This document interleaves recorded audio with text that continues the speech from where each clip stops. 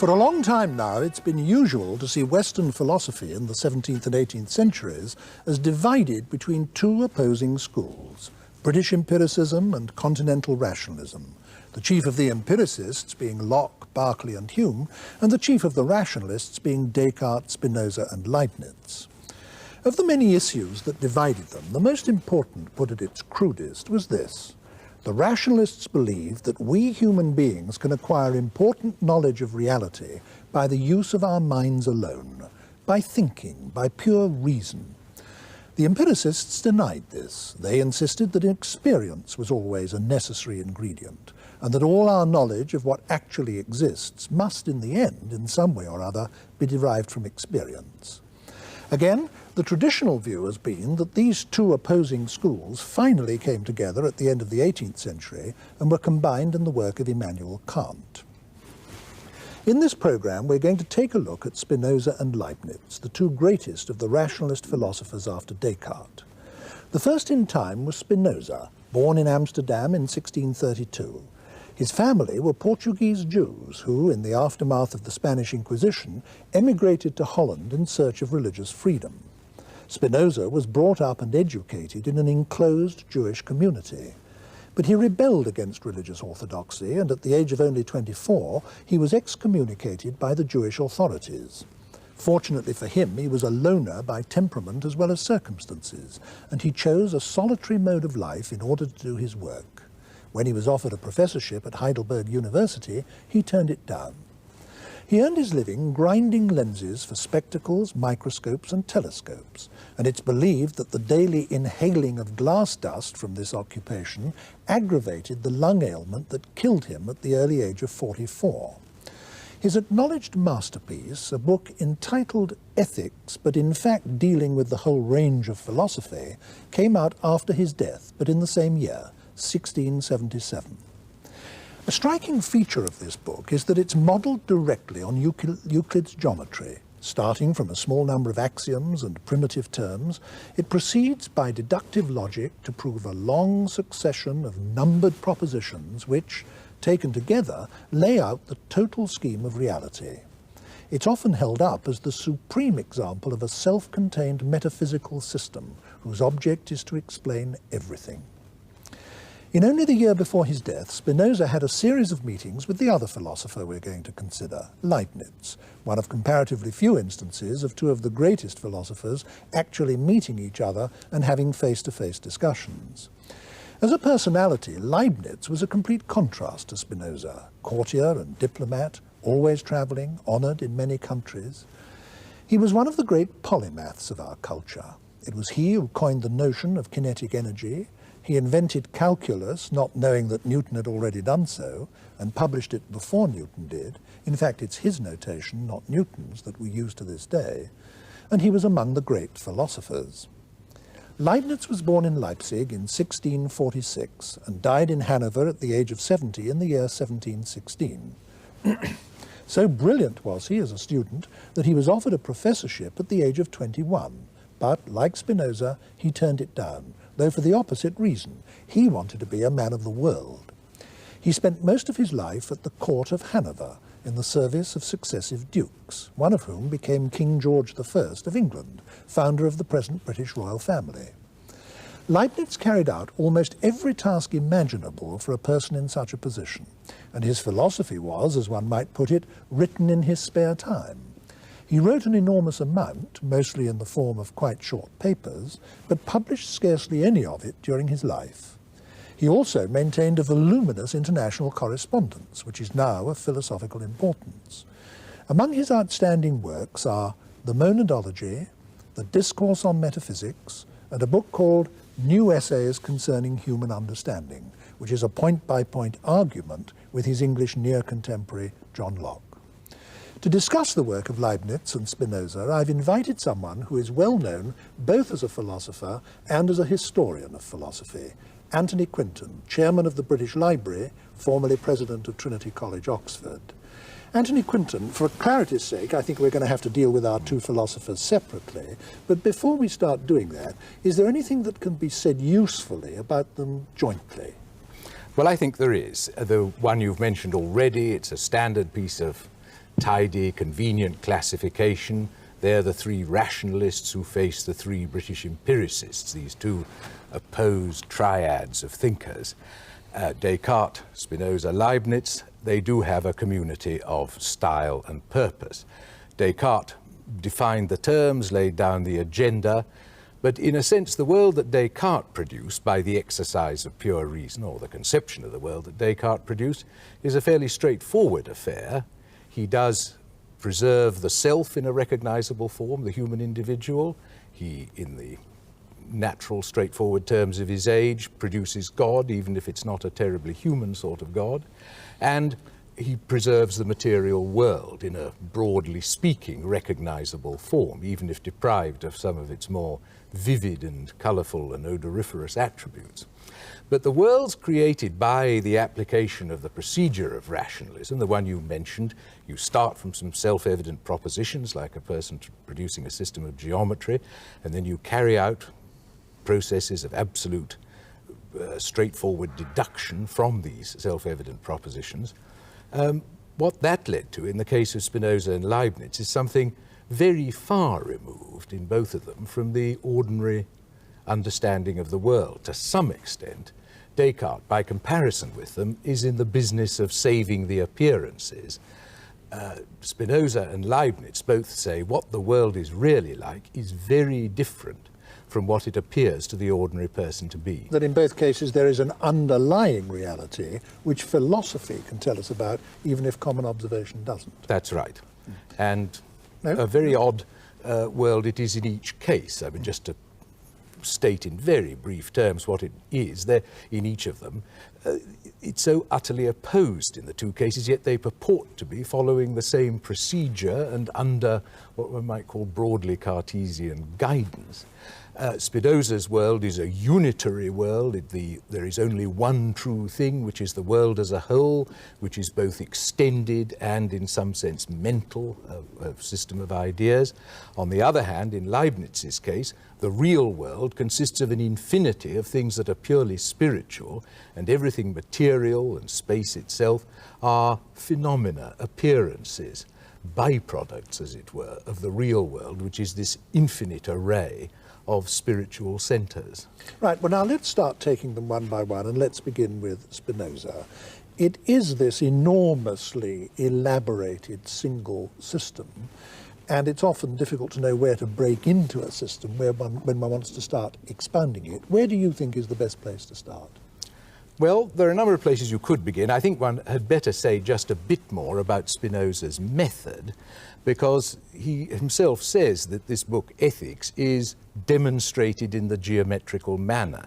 And as you mentioned in your remarks at the beginning, he does set it out with all the familiar apparatus of geometry, things called axioms and postulates and definitions, and the end of each bit of argument has the letters QED, as if it were a straight piece of geometrical reasoning.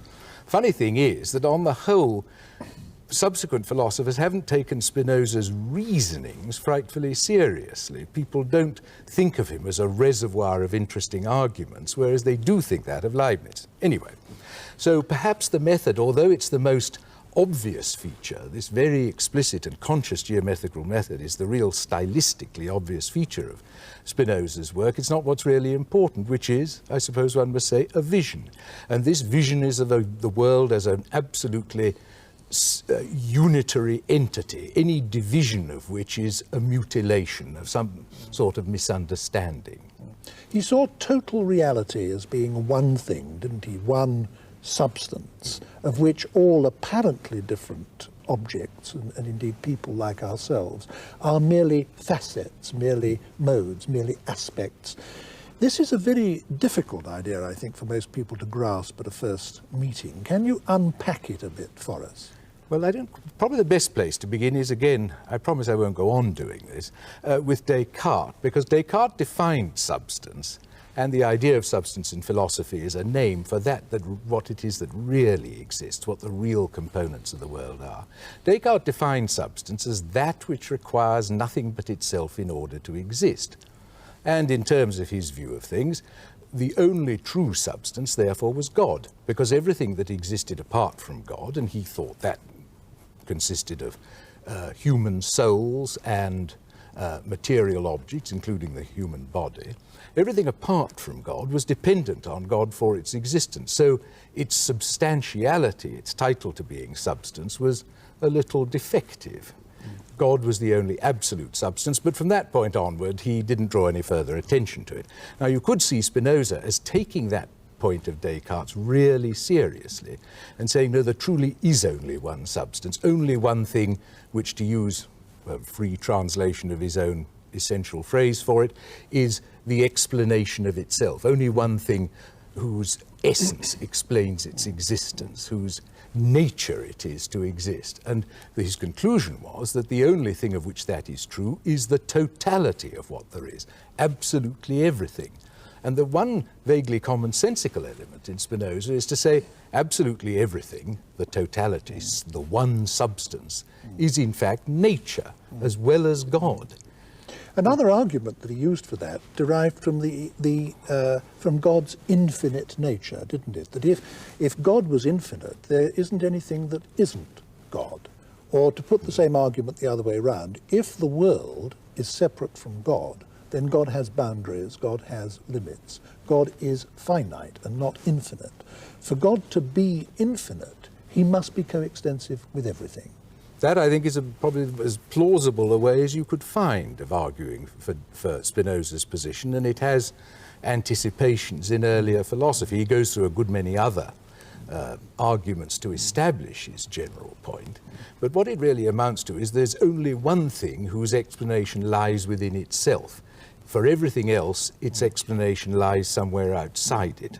And the odd thing is that this one thing, all right, so to one extent, from one point of view, it's nature, the totality of what there is in space. But on the other hand, it's God. It's something, broadly speaking, mental. Now, and he says God or nature is the true name of the one substance. Now, there's a big step, isn't there, at least for us, and I'm sure there must have been for him and his contemporaries too, between seeing the whole of reality as being a unity, which is one idea, and then seeing that unity as being divine or as being God. That seems a quite different step to take in the argument.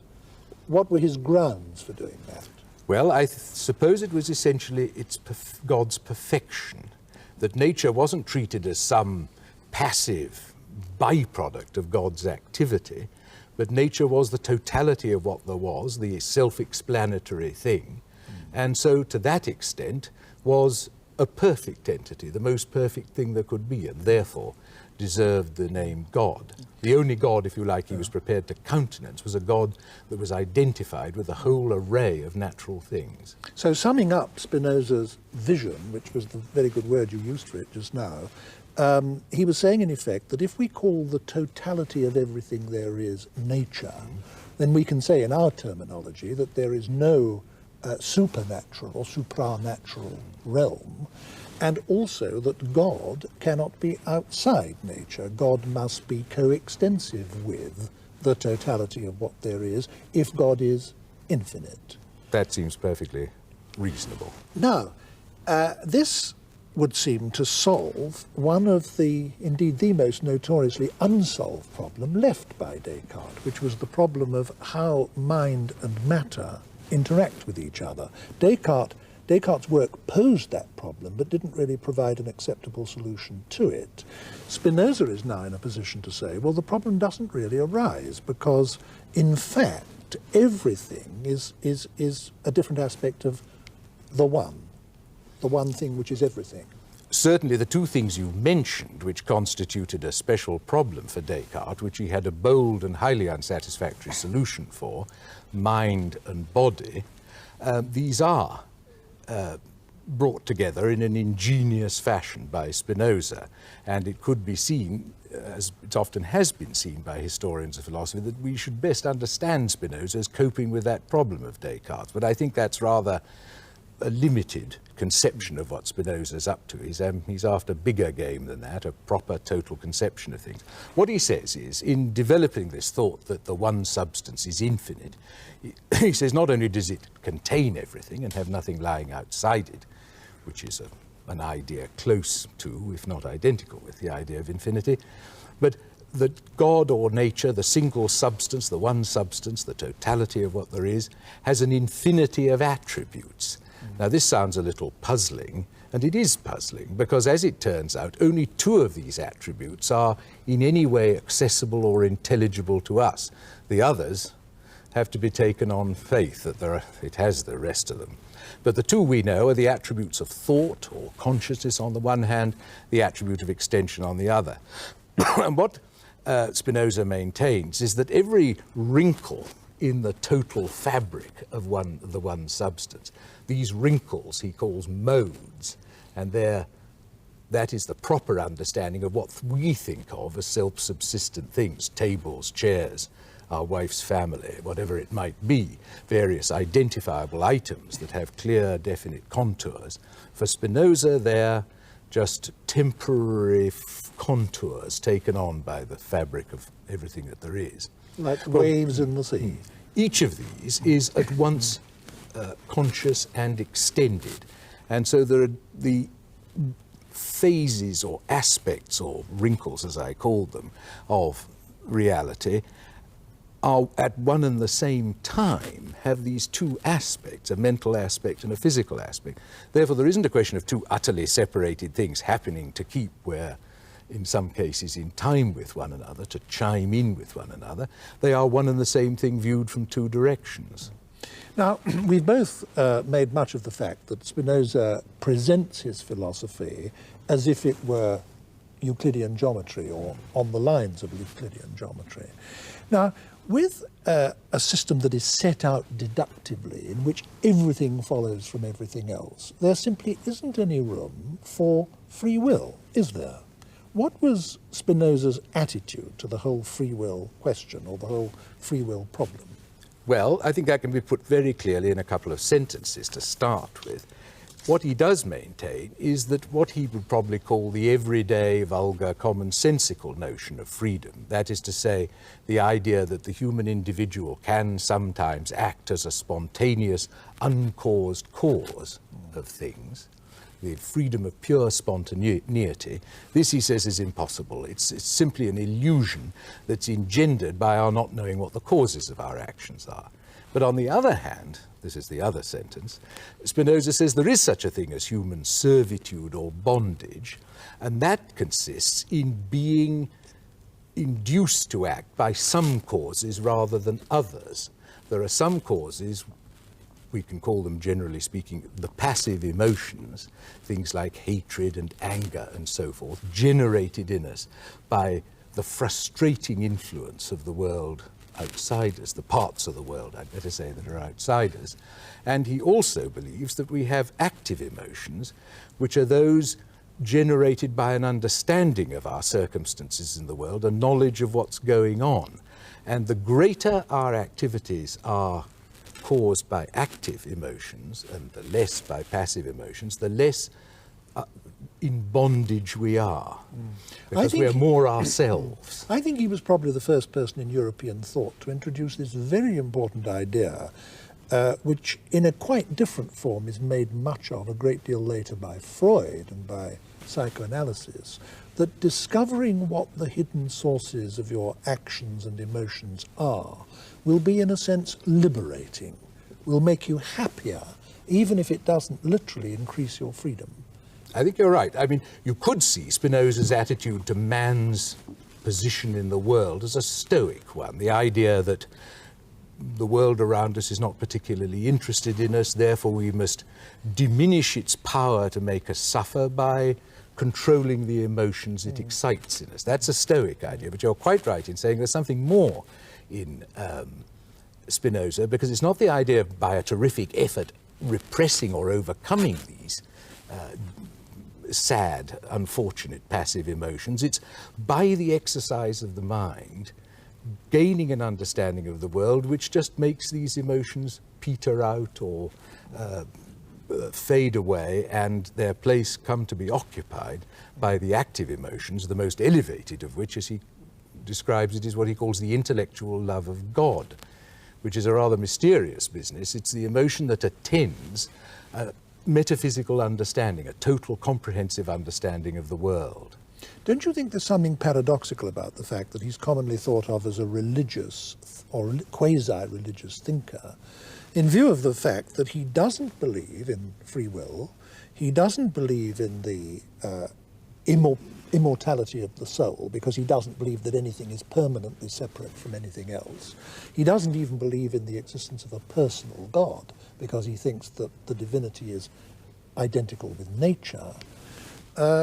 Is it right, you think, to think of him as a pantheist? Well, I think it's right to think of him as a pantheist, but that, to go back to what you said before, to say that isn't to deny that he's religious.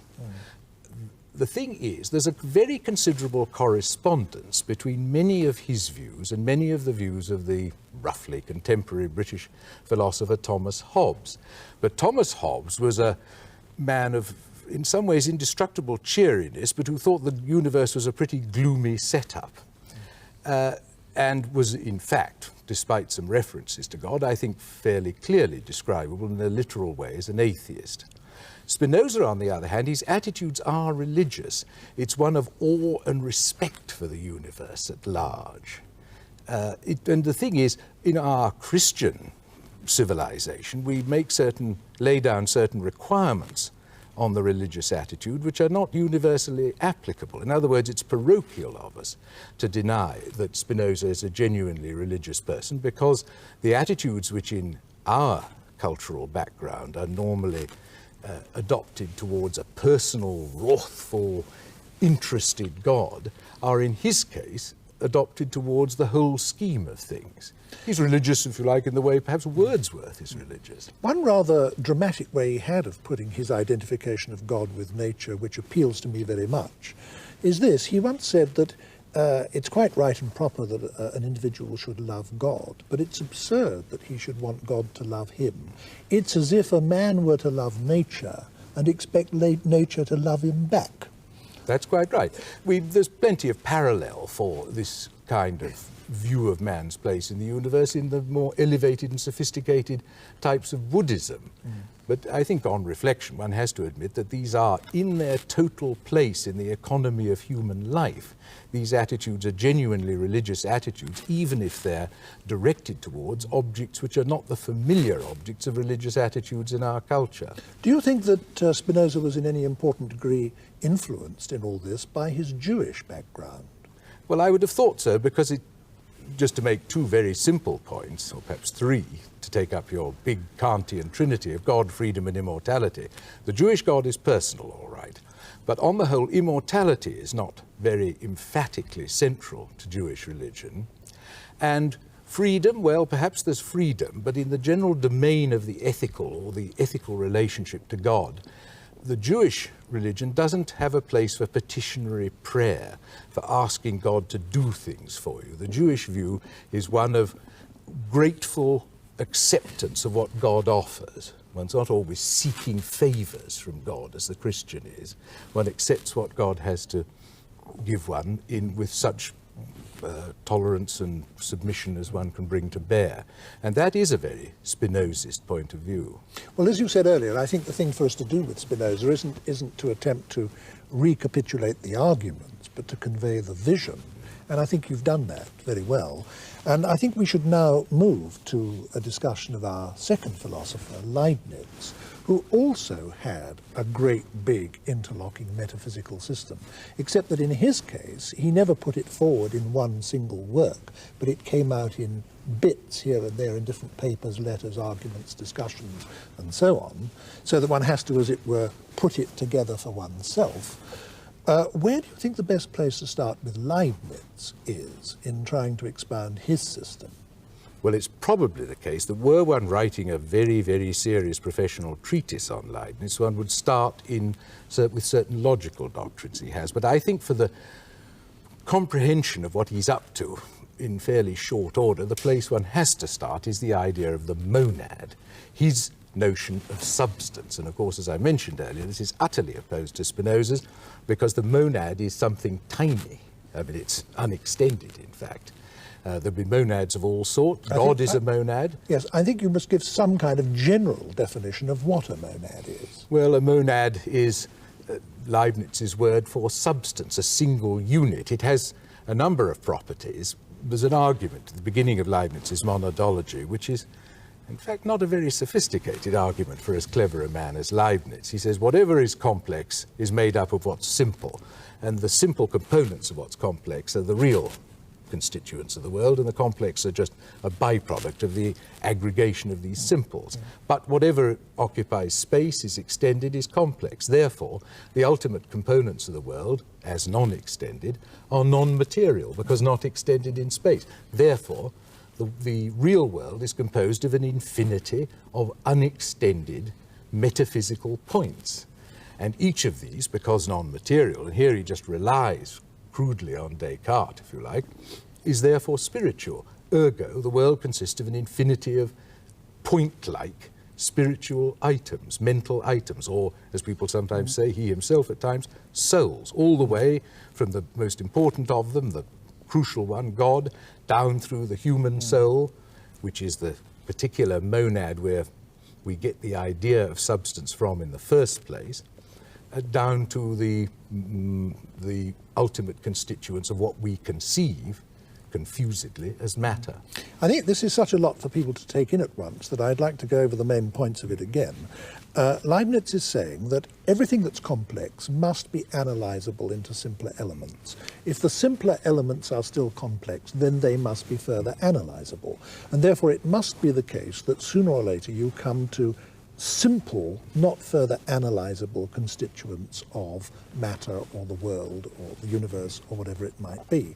Now, these simple constituents can't be material because the very definition of matter is that it's something extended, and extension is always subdivisible.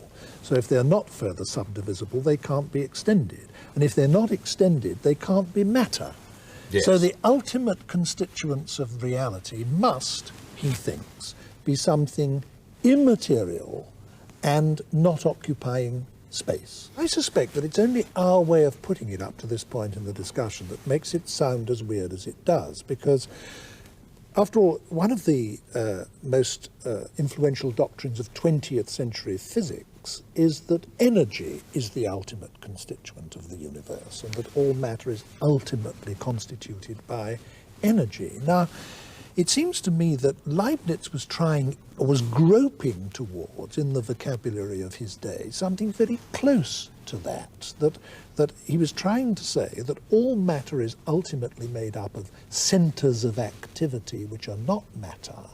And I think in the 17th century, if you were trying to talk about centres of activity which are not matter, the only vocabulary available to people was the vocabulary of minds, souls, something of that kind.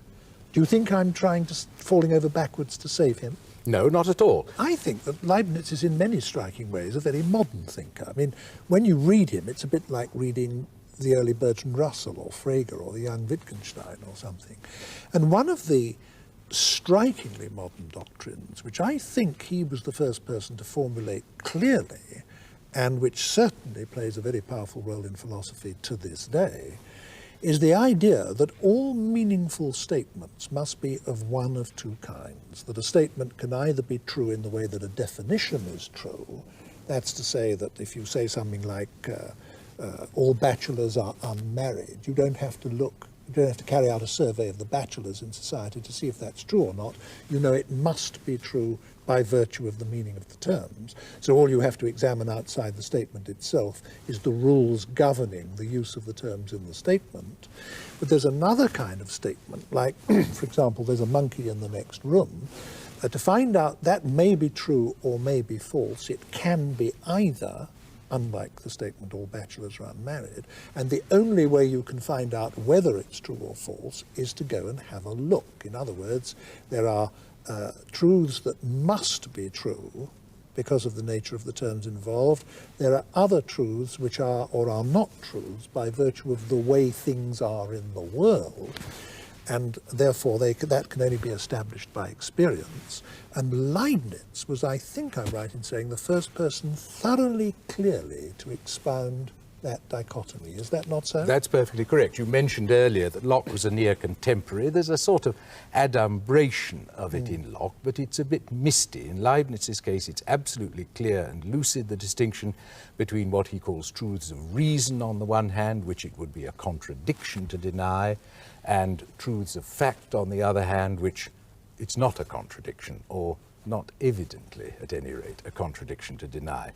The trouble is that under the pressure of his metaphysical commitments, the distinction between the two, as it were, evaporates at the margin. Sometimes it's put by saying, well, there are finitely analytic statements or finite truths of reason, which in a finite number of steps can be shown to be such that it would be a contradiction to deny them. But truths of fact turn out to be infinitely analytic in a certain sense. You can never 100% know. We can't know. We can't.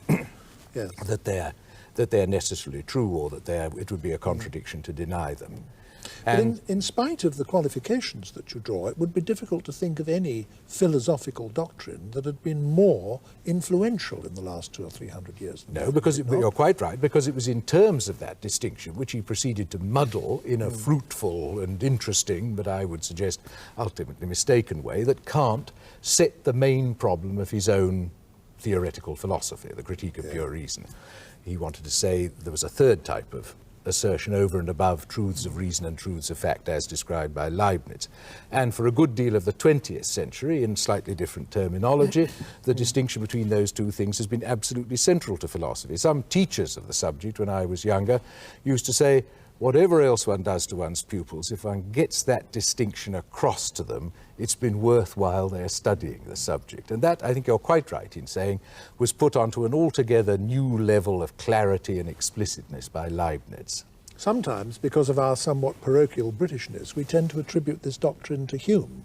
And it is in Hume, and he probably did work it out for himself on the basis of pointers from Locke, as you say. But the fact is that Leibniz said it half a century before Hume, and said it very clearly, and said it over and over again. Yes, the thing about Hume is it's done in a kind of drawing room, relaxed, rather imprecise manner. The nature of the distinction isn't very precisely worked out, whereas in Leibniz's case, a great deal of energy is expended on making it quite clear what the logical foundations of the distinction are. Yeah. Another thing that Leibniz offers us is a solution again to the Descartes problem of interaction, a solution to the problem of how mind and matter interact. Only his solution is entirely different from Spinoza's solution. Can you tell us what it is? Yes, I mean, insofar as it is a solution, it's rather like preventing oneself losing at chess by kicking the table over, because in effect, he says, the matter is not real, matter is phenomenal. And so there isn't any matter in itself for mind to interact with. Everything that really exists is in some degree or other mental in nature. At the lower end, very rudimentary. At our end, quite sophisticatedly mental, and of course perfect in the case of God, who is a purely mental being, not at all the extended, all-inclusive physical entity of Spinoza's system. Now, if he thought that there was, in fact, nothing sufficiently materially real to interact, how did he explain apparent causality? Because the world does, in fact, seem to consist of things interacting with each other. Well, let me give you the short answer first, because it's going to provoke, I think, a further question. I mean, the short answer is, here are all this infinite array of mind-like entities which constitute the universe. And he says each of these, and this is actually what he says, each of these has a perception, very often a very obscure, confused, and limited perception of all the others. It has a point of view on the whole world. Now, each of these inner worlds of perception, the picture of the world formed in each of these spiritual centers. And one should make it clear that these include us. We're included. Yes. Is correlated. It's different from, but correlated with the perceptions of others, like a whole lot of photographs taken of a scene from different points of view. They all of a wedding group. Some of them that show the back of the head, some of them from the side, some of them from the front, but all the same persons can be identified. Well, likewise, every individual monad has its own perspective on the world. Now, Leibniz's view is that there is in fact no interaction between monads. There's merely a correspondence between their contents. Each monad has its own inbuilt history, which develops. One quality succeeds another in the history of the monad, but part of the content of the monad, a very principal part of the content of each monad, is its awareness of other monads, and they are correlated by what he calls a pre-established harmony. And sometimes he uses this as an argument for the existence of God, that there is a pre-established harmony. Perhaps he needs God to show that there is such a thing. I mean, this seems to be attaching overwhelming importance to God in the scheme of things, that God created everything, ordained the way everything is, keeps everything going all the time, including us. And therefore, there is no need for a belief in causality. I mean, the very idea of causality is it's a sort of extraneous or superfluous concept, because God is doing it all the time. And there's therefore, as it were, no way in which things can cause other things by interacting. All is being caused by God. But in this picture, how can free will come in? Because Leibniz certainly thought that he believed in free will in some sense. It's quite right. His arguments for the existence of God are fairly traditional and conventional. They have some slight new attachments or modernities about them, but on the whole they're very much like those of Descartes and Anselm and others further back in the history of the subject.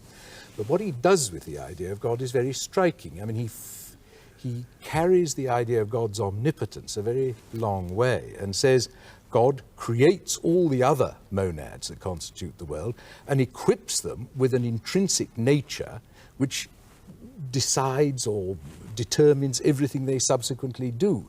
So everything, as it were, is prepared by God. Leibniz himself doesn't see this theory of programming, as one might call it, of all the contents of the universe, which, as you rightly say, rules out literal causality between one thing and another, which is at best some sort of correspondence or regularity of happenings in one and another.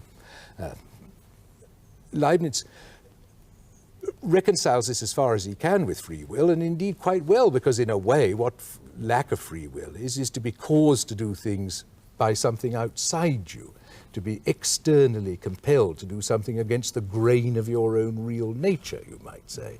Well, in Leibniz's picture of the world, every individual's determining force, once we get one on from God, so to speak, is the nature with which God has equipped that individual. So Leibniz, in a somewhat debating society way, could say, in no system of the universe are individuals freer than in mine. Every individual is perfectly self-determining. What more could you ask for freedom? But let me just make a more sensible comment on that. I mean, I was throwing myself into the metaphysical idiom there. The thing is, it seems to me that it's very difficult for rationalism to allow for anything we'd recognize as human freedom just because of its intellectual ambition. It's determined to explain everything, but if everything has an explanation, it looks as if that explanation is going to be causal, that everything that happens is going to be intelligible as part of some huge unitary design or plan. So there's no room for the toss of the coin. And there doesn't seem any room for any freedom for maneuver for the individuals in a world as conceived by rationalists. Now, you started by comparing Spinoza and Leibniz with each other. Now that we've expounded their views at some individual length each, I'd like to come back to a joint question, so to speak. How would you assess their relative contributions to the history of philosophy? Well, they contribute to different strands in it. Spinoza was much deplored in his own age. The thing you questioned, his sincerity in his religious professions, was very much questioned in his own age. People talked of the awful atheist Spinoza. Frequently free thinkers like Hume and Bale did this. And it wasn't until the Romantic movement in Germany, end of the 18th, early 19th century, with people like Herder and Goethe, that Spinoza came more or less into his own. And he's always been an object of veneration because of his personal dignity, this unworldly withdrawal from ambition and self-affirmation and cutting a dash and all that. That was utterly foreign to Spinoza. He's a person of great sincerity. His own activities, his own life story is perfectly in accordance with his philosophic doctrines. Yeah. And he's admired, therefore, but he doesn't appeal enormously to what one might call the more technical kind of philosopher. Whereas I would be inclined to say, of all the great philosophers of the post-medieval world, there is none who makes a more immediate appeal to the technical philosophers, at least of the Anglo-Saxon world, in the 20th century, because of his unwearying professionalism, his abstention from any form of rhetoric. It's noticeable that Bertrand Russell, who wrote some 60 books, only wrote one book about another philosopher, and that was about Leibniz, with whom I think he probably must have identified very considerably. Mm. But one thing that strikes me about both of them, and I'd like to hear your views about this, is something that is in a sense unmodern about both of them, is that they were both profoundly and sophisticatedly versed in mathematics, and indeed Leibniz was a mathematician of genius and a mathematical physicist of genius. And yet both of them had this overwhelming concern with God and the place of God in the scheme of things. Now, I get the impression that there's a kind of subtext to a lot of this philosophy, that what they're actually trying to do is to maintain a conception of the world which can accommodate the new mathematical physics of Newton, but which has God in it. Do you think that's true? Yes, I think that's certainly true. I'd just like to interpose, first of all, that despite all that mathematical-looking apparatus in Spinoza, he wasn't a mathematician, really. He'd studied a little mathematics, but he's in a completely different world from Leibniz, who, as you rightly say, is a major creative figure in the history of mathematics. In Spinoza's case, it's rather like the apparatus of pastoral poetry, and a pastoral poet is not really an expert on the culture of sheep or lamb rearing or anything like that. At any rate, but ignoring that for the moment, I think you're quite right about there is a common topic that obsesses them in some way, in which they both resolve in their very different ways, which is finding a place for religion in the world as it had come to seem in the light of the great post-Galileo and after discoveries about the nature of the physical world. Descartes' technique was more or less to sell ground, to say, well, the material world is unthinking matter, and that's where the Galilean rules prevail. But as well as the material world, there are individual human souls, and there's God. These are purely spiritual entities, both free, both detached from, though in various ways associated with, the material world. In other words, it was like splitting Germany into two, a demarcation. That area is given to physics, this area is preserved for religion. Both Spinoza and Leibniz are, understandably, dissatisfied with this kind of Solomonic carve-up of the cosmic baby, and are both anxious to combine religion and science. Spinoza does it, in effect, by adopting the world picture of 17th century science and then recommending religious attitudes towards the world so conceived. Leibniz, the other way round, wants to say the world is in fact much more, as religion represents it, a much more spiritual affair than science realizes, and yet we can rest the whole of the scientific conception of phenomena on an essentially religious understanding of the world as the working out of the purposes of an infinitely intelligent being, namely God. Thank you very much, Anthony Quinton.